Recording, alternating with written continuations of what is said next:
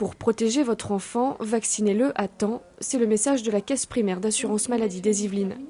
La vaccination petite enfance comme véritable enjeu de santé publique. À la rentrée, l'organisme lancera une campagne sur l'ensemble du département où la situation est plutôt contrastée. On peut dire qu'elle est globalement assez comparable au niveau national, mais par contre, nous sommes assez nettement en retrait par rapport aux recommandations du calendrier vaccinal. C'est-à-dire que les enfants sont vaccinés, mais ils sont vaccinés souvent avec retard. À titre d'exemple, 59% des moins de 24 mois sont à jour de leur vaccin hépatite B, loin des 80% souhaités par l'État.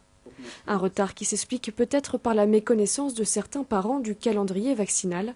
Au cours de ces 2 premières années, un enfant est beaucoup plus vulnérable à certaines maladies, telles que la rougeole ou la coqueluche.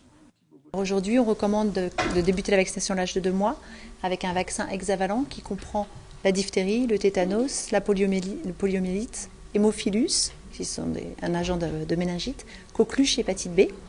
Et le même jour, on pratique dans l'autre cuisse du bébé le vaccin contre le pneumocoque, qui est un agent infectieux qui donne des méningites sévères chez le tout petit. On commence à l'âge de 2 mois, on fait la deuxième dose à l'âge de 4 mois et un rappel à 11 mois. Autre raison possible de la situation contrastée dans les Yvelines, la réticence des parents. Certains sont inquiets et se demandent par exemple si le système immunitaire de leur enfant est assez mature pour pouvoir répondre au vaccin.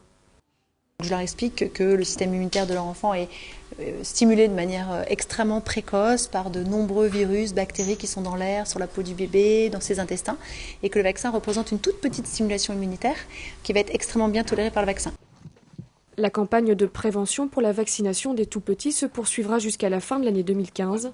Elle sera relayée par les médecins et pharmaciens, tandis que les parents seront sensibilisés par courrier ou SMS.